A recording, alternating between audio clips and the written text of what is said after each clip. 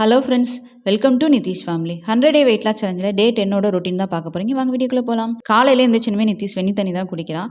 ரொம்ப சூடாக குடிப்பானான்னு கேட்டால் கிடையாது, மிதமான சூட்லாம் குடிப்பான். அதே மாதிரி அவன் எப்பயுமே இந்த டீ, காஃபி, பால் அந்த மாதிரி ஐட்டங்கள் அவன் குடிக்கவே மாட்டேங்கிறான். அது ஏன்னு தெரியல, அவனுக்கு பிடிக்கல.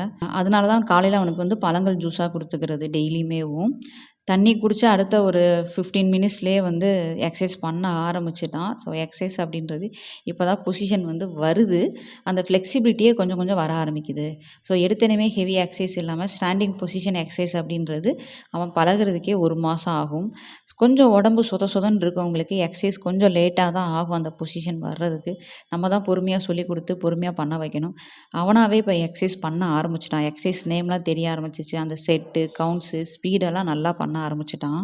எக்ஸசைஸ் பண்ணி குளிச்சுட்டு வர்றதுக்கு 20 நிமிஷம் ஆகிடும். வந்தனமே ஒரு 7 மணிக்கு தான் மாதுளம்பழம் ஜூஸ் எடுத்து குடிச்சிட்டான். குடிச்சிட்டு ஒரு 15 மினிட்ஸ் அப்புறம் படிக்க ஆரம்பித்தான். எக்ஸாம் போகுது அப்படின்றதுனால ஒரு 15 நிமிஷம் எல்லாம் ரீகால் பண்ணிகிட்டு இருந்தான். காலையில் சாப்பாட்டுக்கு நிதிஷ்க்கு வந்து 50 கிராம் பன்னீரும் அரை ஆப்பிள் தான். காலையில் எழுந்திரிச்சுன்னு கண்டினியூவாக தும்மல் வர்றது, கழுத்தை சுற்றி கருப்பாக இருக்கிறது, இதெல்லாம் வந்து வெயிட் குறையும் போது ஆட்டோமேட்டிக்காக நிப்பாட்டிடும். குக்கிங் ஃபுட் எடுத்தாலே இந்த பிரச்சனை வரதான் செய்யும். அதுக்கு தான் எக்ஸசைஸ் பண்ணணும். நிதிஷ் வந்து காலையிலையும் சாயந்தரமும் ஸ்கூலுக்கு சைக்கிளில் தான் போகிறான். பக்கத்தில் தான் ஸ்கூலு, மிஞ்சி போனால் 1 கிலோமீட்டர் தான். பட் டிராஃபிக் ஹெவியாக இருக்கும். அதனால் போய் சேர்றதுக்கே 15லேருந்து 20 நிமிஷம் ஆயிடுது.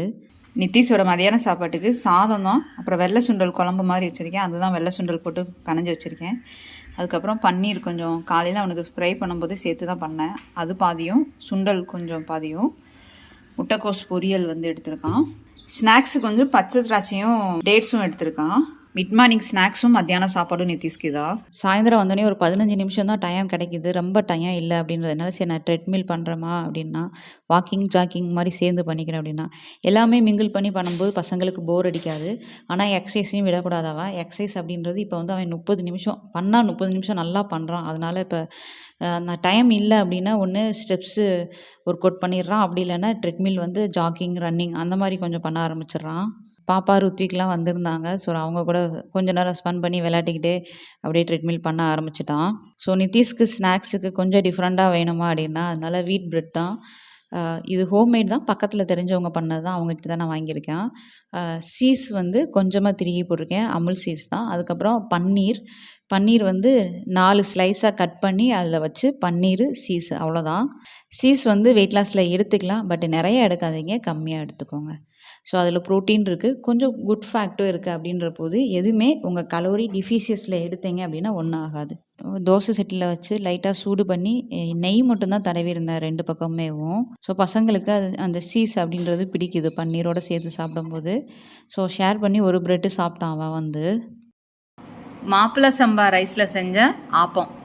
மாப்பிள்ளை சம்பா அரிசி 2 கப்னா பச்சரிசி 2 கப் போட்டு ஆப்பம் தான் பண்ணியிருக்கேன்.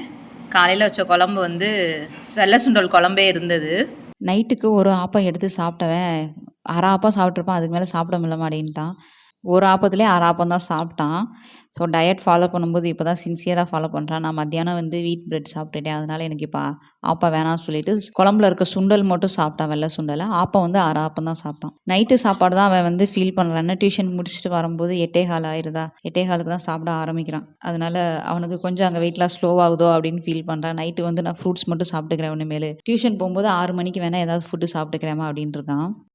இன்னைக்கு வந்து day 10 healthy meal, exercise, morning cycle, junk food, நோவா. வெயிட்டு இன்னைக்கு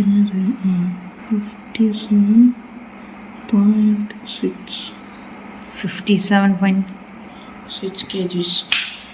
800 கிராம் குறைஞ்சிருக்கா? ஆமாம், டெய்லி எக்ஸசைஸ் பண்ணணும்ல. ஆமாம், இப்போ வந்து ஒரு 10 to 20 மினிட்ஸ் நல்லா 20 மினிட்ஸ் நல்லா எக்ஸசைஸ் பண்ணுறியா? இன்னும் கொஞ்சம் எக்ஸசைஸ் டயத்தை இன்க்ரீஸ் பண்ணு, 30 மினிட்ஸ் பண்ணு. கொஞ்சம் எக்ஸாம்னால உட்காந்து படிச்சுட்டே இருக்கீல்ல, அதனால சரி, அப்போ கொஞ்சம் ஃபாஸ்ட்டாக பண்ணிக்கோ. எக்ஸாம் முடிஞ்சோடனே வேணால் ஃப்ரூட் ஃபாஸ்டிங் மாதிரி இருந்து பாரு. ஏற்கனவே இருந்திருக்கல ஃப்ரூட் ஃபாஸ்டிங்னா?